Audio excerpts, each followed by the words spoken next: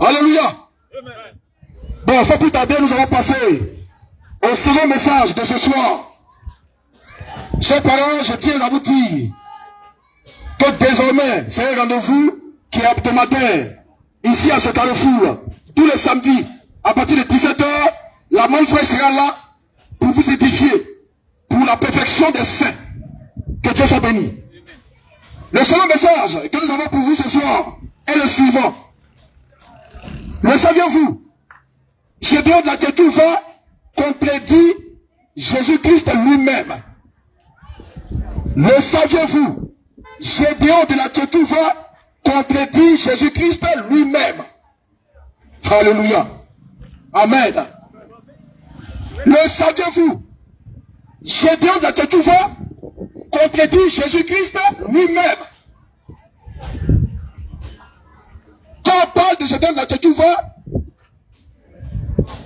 il y a des gens qui sont dans l'émotion.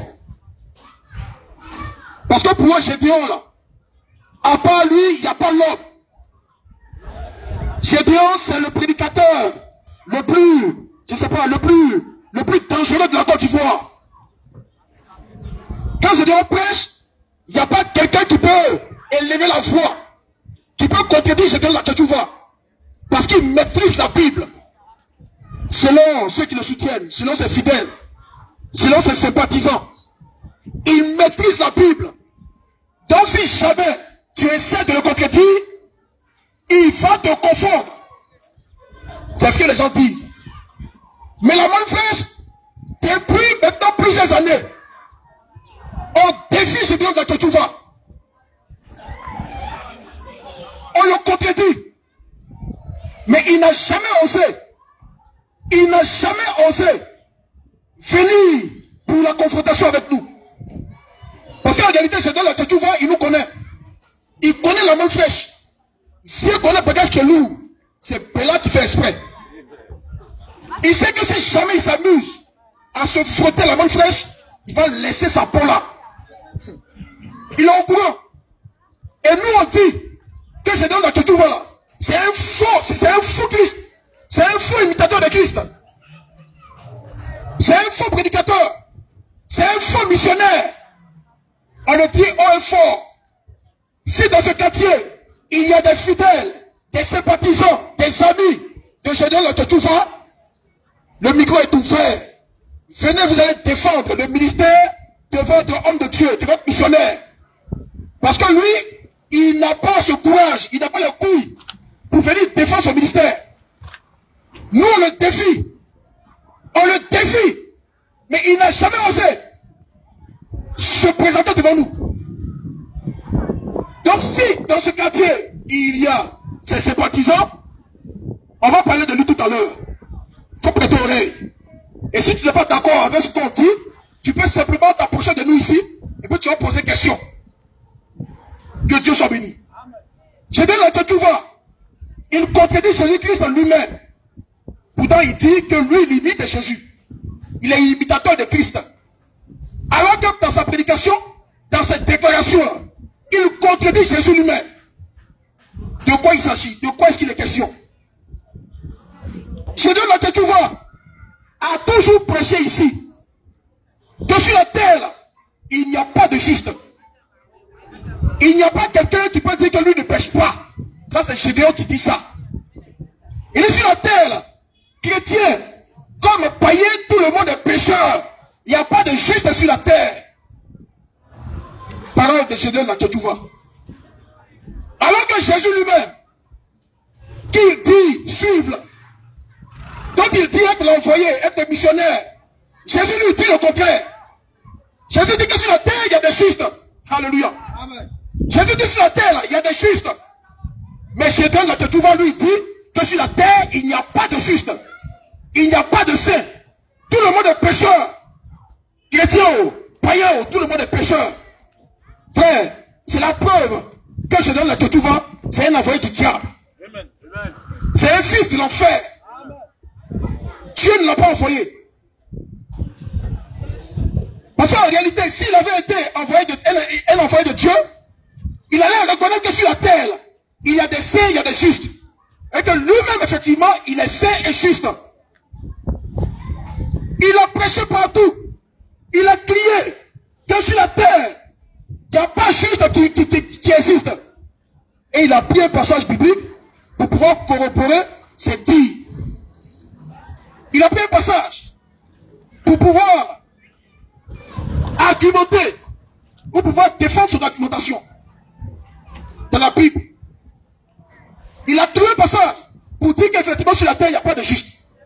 Frère, c'est pourquoi nous on dit, la bonne flèche là, que la Bible, vraiment, elle pose problème. Parce que quand quelqu'un, il veut, comment dire ça?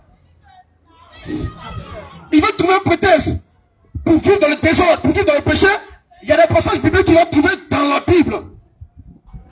Quand quelqu'un veut marcher nu-pied, ne pas porter chaussures, il va aller dans la Bible. Il y a un passage dedans qui l'encourage à faire ça. Quand quelqu'un veut adorer une certaine Marie, il va aller dans la Bible, il va trouver un passage pour te donner ça. Alléluia. Je donne la tête, tu vas dire, il n'y a pas de juste sur la terre. Et il a pris un passage. Ecclésiaste 7, verset 20. On va lire ça et puis nous tous allons commenter. Lecture frère. Ecclésiaste 7, verset 20. Ecclésiaste 7, verset 20. Non. Oui. Il n'y a sur la terre. Il n'y a sur la terre point d'homme juste. Point d'homme juste. Qui fasse le bien. Qui fasse le bien. Et qui ne pêche jamais. Et qui ne pêche jamais. Frère, cette déclaration-là, elle est grave. C'est écrit dans la Bible. Et la personne qui a dit ça là, pose encore plus de problème. La personne qui a dit ça dans Ecclésiaste 7, verset 20, il s'agit du roi Salomon, fils du roi David, qui dit non, il n'y a sur la terre plus d'hommes justes. Autrement dit, tout le monde est pécheur sur la terre. C'est le roi Salomon qui a dit ça. Frère, Salomon c'est un bâtard. Le roi Salomon là, c'est un bandit, c'est un voyou.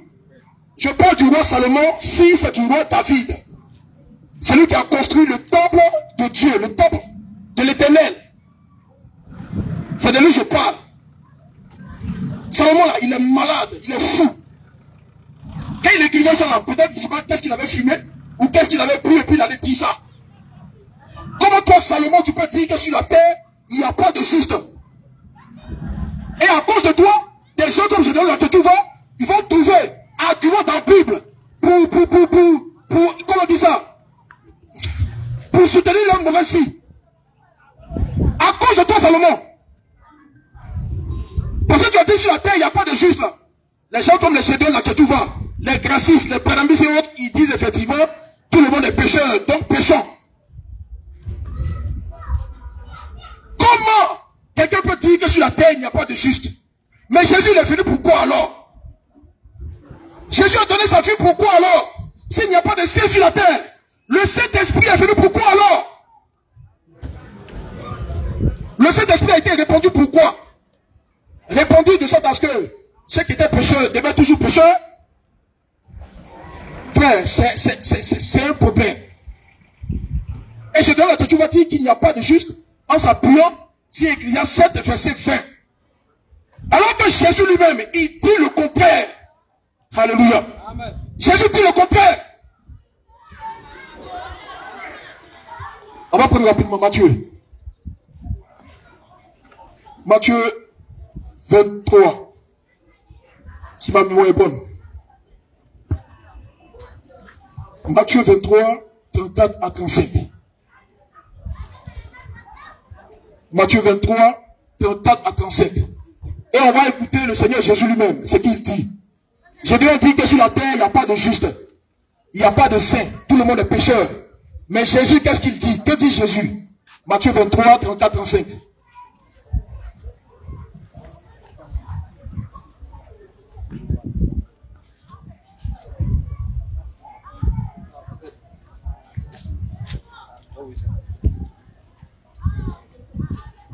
Matthieu 23, 24 et 34, 35. Lecture. C'est pourquoi, oui, voici, oui, je vous envoie des prophètes, oui, des sages et des scribes, oui. Vous tuerez et sacrifierez, oui, les uns, oui. Vous battrez de verges les autres, oui. Dans vos synagogues, oui. Et vous les persécuterez de ville en ville. Oui. Afin que retombe sur vous. Oui. Tout le sang. Oui. Innocent répandu sur la terre. Oui. Depuis le sang d'Abel. Depuis le sang d'Abel. Le juste. Le juste. Jusqu'au sang de Zacharie. Amen. Depuis le sang d'Abel, le juste. Amen. Qui est Abel? Abel, c'est le fils d'Adam. Issu de l'union entre Adam et Ève. Abel, Jésus lui dit, Abel, il était juste. Amen. Abel était juste. Jésus n'était même pas encore venu pour donner son sang, pour répandre son esprit. Il dit Abel, qui était là au commencement, était juste. Alors qu'Abel, il est venu avant Salomon. Et Salomon lui dit que sur la terre, il n'y a pas de juste. Mais comment est-ce qu'on peut comprendre ça? Jésus dit qu'Abel qui est venu avant Salomon dit qu'Abel était juste. Salomon dit que sur la terre, il n'y a pas de juste. Et je donne la Tchotchouva, bête qu'il est, il répète ça comme un perroquet. Il n'y a pas de juste sur la terre. Mais nous, on comprend pourquoi. Lui, il mène une vie de désordre. Nous, on comprend pourquoi je donne la Tchotchouva là. Sa vie n'est qu'une vie de péché. Quelqu'un qui peut encourager à la vie de débauche. Quelqu'un qui peut dire qu'on peut goûter voir la femme avant de la marier. Quelqu'un qui encourage ses fidèles à vivre dans la débauche, dans l'adultère, dans la fornication. Qu'est-ce qu'il peut prêcher d'autre? Il va aller dans la Bible et il va chercher des passages qui peuvent le conforter dans sa position. C'est pourquoi il est d'accord avec Salomon qui dit que sur la terre, il n'y a pas de juste. Frère, sur la terre, là, il y a des justes. Alléluia. Il y a des saints sur la terre. Tous ceux qui sont en Christ, qui ont reçu l'esprit de Christ, sont des justes et sont des saints. Ceux pour qui Jésus est venu mourir à la croix du Calvaire, il a fait d'eux des hommes nouveaux. Il a fait d'eux des justes et des saints. 2 Corinthiens 5, verset 21 nous dit quoi? Christ qui n'a point connu le péché a été fait péché pour nous, afin qu'en lui on soit justice de Dieu. Nous qui sommes en Christ, nous sommes la justice de Dieu. Donc sur la terre, il y a des justes. Il y a des saints. Gédéon la Tchotchouva était menteur. C'est un séducteur. C'est un bandit de grand chemin. C'est un fils du diable. Et nous, à la grande flèche, on le dit. Parce que Gédéon n'a pas peur de lui. Gédéon la Tchotchouva, nous n'avons pas peur de lui. C'est un gros séducteur. Et comme les gens aiment mener une vie de péché, les gens aiment coucher avec beaucoup de femmes, automatiquement, les gens se ruent vers lui. Ils sont d'accord avec sa prédication. Jésus dit que sur la terre, Abel, il était juste. Gédéon dit que sur la terre, il n'y a pas de juste. Alléluia. Amen. Il y a dans la Bible un autre homme, du nom de Job. Dans Job 1, à partir du verset 8. Dieu a rendu témoignage de cet homme-là. Il a rendu témoignage en disant à Satan que Job, là, il n'y a pas quelqu'un sur lui comme lui sur la terre. Il est pieux. Il craint Dieu et puis il se détourne du mal. Ça veut dire que Job ne péchait pas. Alléluia. Sur l'ancienne alliance, sur le sang des animaux, Dieu rend témoignage d'un homme et il dit qu'il se détourne du mal. Job ne péchait pas. Job était injuste. Je donne la Tchotchouva qui dit qu'il est sous. Il est dans la nouvelle alliance. Sous le sang de Christ, lui dit qu'il n'y a pas de juste. Mais pourtant, un homme dans l'Ancien Testament, Dieu a rendu témoignage de lui en disant que lui, il se détourne du mal. Il ne pêche pas. Alléluia. Alléluia. Frère, je vous le dis en vérité. Si un pasteur, un homme de Dieu te dit que tu es un pauvre pécheur, frère, il faut fuir cet homme-là. Parce qu'en Christ, nous ne sommes pas de pauvres pécheurs. En Christ, nous ne sommes pas de pauvres pécheurs. Nous sommes des saints, nous sommes des justes. Nous sommes irrépréhensibles, irréprochables. Parce que l'Écriture dit que celui qui pêche est du diable. Que Dieu soit béni. Que Dieu soit béni. J'espère que vous prêtez attention à ce que nous vous disons. Sur la terre, il y a des justes, il y a des saints. Jésus lui-même, il a confirmé ça. Il y a des justes et il y a des saints. Celui qui dit qu'il n'y a pas de justes sur la terre, frère, ce n'est pas un envoyé du Seigneur, ce n'est pas un envoyé de Dieu. Et quelqu'un comme Gédéon, là, comme Gédéon de la Tchétouva, on doit le dénoncer. On doit dénoncer ses faits et gestes. Un prédicateur qui dit qu'il n'y a pas de juste. Et tout récemment, il y a une vidéo que nous on a vue. Il y a une petite fille qui allait lui poser une question. Qui lui a demandé, pasteur, est-ce que tu es juste? Mais c'est parce qu'il a vu derrière la question de la petite fille, il a balbutié avant de dire qu'il est juste. Il a titubé d'abord avant de dire qu'il est juste. Maintenant qu'il a fini de dire qu'il est juste, sa vraie nature va sortir devant dans les explications qu'il donne. Sa vraie nature, parce qu'en réalité, il n'est pas juste. Alléluia. En vérité, il n'est pas juste. Il a juste dit ça du bout des lèvres. Mais en vérité, là, c'est dans l'explication qu'il a donnée par la suite qu'on a vu sa vraie nature. Comment tu peux dire que tu es juste selon, comment on dit ça, selon le corps spirituel, c'est-à-dire le corps qui appartient au corps de Christ là, c'est ça qui est juste. Mais dans ton corps de chair, tu es pécheur. C'est quel genre de prédication? C'est quel genre d'enseignement? Quelqu'un qui est saint d'esprit et puis qui est souillé dans le corps. Et comment le Saint-Esprit va venir habiter dans un corps qui est souillé? Alléluia. Comment l'Esprit de Dieu va venir habiter dans un corps qui est souillé?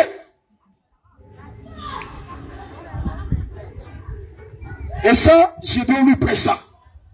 Il est juste selon l'esprit, mais il est pécheur selon la chair. Gédéon, c'est un bâtard. C'est un fils du diable. Gédéon, Dieu ne le connaît pas. Jésus ne le connaît pas. C'est vous qui le connaissez. Tu ne peux pas être saint d'esprit et puis pécheur dans le corps de chair. C'est pas possible. C'est pas possible. C'est pas possible. Parce que lorsqu'on prend Galates 5, on nous parle des œuvres de la chair. Paul nous parle des œuvres de la chair. Et il a cité les œuvres de la chair là. Il dit ceux qui commettent ça là ne vont pas hériter le royaume des cieux. Il dit ceux qui commettent tout ce que fait la chair, tout ce que fait la chair ne vont pas hériter le royaume des cieux. Mais Gédéon lui dit que dans la chair, lui, il est pécheur. Autrement dit, il ne va pas hériter le royaume des cieux. C'est un message codé qu'il vous donne. Il vous donne un message voilé pour vous dire que vous qui le suivez là, où il sera, c'est là-bas vous serez. Gédéon la Tchétouva, c'est un prédicateur de l'enfer. Il vient tout droit de l'enfer. Et ce qu'il dit là, ce qu'il dit, c'est inspiré du diable. Sur la terre, il y a des justes, il y a des saints. Et nous qui sommes ici à la Manne Fraîche, nous sommes des justes et des saints. Et je dirais bien plus, nous sommes 3 fois saints. Alléluia. Amen. 3 fois saints. Saint dans l'esprit, saint dans l'âme et saint dans le corps de chair. Notre corps de chair ne pêche pas. Nous, on ne pêche pas. On ne joue pas avec le péché. Ce qu'on prêche, c'est ce qu'on vit. On n'a pas une double vie. On n'a pas une langue fouchue. Nous ne sommes pas des centaures, comme je donne la Tchétouva, pour prêcher une chose et puis vivre le contraire. Ce qu'on prêche, c'est ce que nous faisons et c'est ce que nous vivons. Nous sommes saints, nous sommes justes. Pas seulement dans l'esprit, mais aussi dans le corps de chair. Nos membres terrestres ne pratiquent pas le péché. On vit dans la sainteté, dans la pureté de Dieu. Parce que nous attendons avec empressement la venue du Seigneur Jésus, qui viendra chercher une épouse sans tache ni ride, ni rien de semblable, sainte et irrépréhensible. Et nous nous mettons dans les dispositions qu'il faut, afin que quand le Seigneur viendra, on puisse effectivement partir. Ceux qui disent qu'il n'y a pas de saints sur la terre, mais à quel moment vous allez vous sanctifier pour être enlevé avec le Seigneur? À quel moment? Ceux qui disent qu'il n'y a pas de juste, que tout le monde est pécheur, à quel moment Jésus va venir trouver ici sur terre une épouse sans tache ni ride, sainte et irrépréhensible? À quel moment? Méfiez-vous, méfiez-vous de l'ivraie de Gédéon de la Tchétouva. Méfiez-vous de son venin qu'il répand ça et là. C'est un faux prédicateur, c'est un faux missionnaire. Que Dieu vous bénisse abondamment. Amen. Que Dieu vous bénisse abondamment. Amen. Sur la terre, il y a des justes. Jésus même l'a dit. Mais Gédéon vient pour contredire le Seigneur Jésus. Et nous venons pour restaurer la parole, pour la repositionner sur le chandelier. Que Dieu bénisse abondamment. Amen. Que Dieu bénisse abondamment. Amen. Nous sommes. Amen. Nous sommes. Amen. Nous sommes. Amen. Que Dieu soit béni. Amen. S'il y a des préoccupations, des gens qui ont suivi, qui veulent poser des questions, on a juste 5 minutes pour vous, pour apporter quelques réponses qu'il faut. S'il y a des gens qui ont des préoccupations et qui veulent savoir quelque chose, nous sommes là pour éclairer votre lanterne. Que Dieu vous bénisse abondamment. Rendez-vous est pris pour le samedi prochain. On sera là encore. On espère que jusque-là, vous allez vous habituer à nous et vous allez avoir le courage de vous approcher pour poser les questions, pour échanger avec nous. Que Dieu vous bénisse abondamment. Que Dieu vous bénisse abondamment. Merci.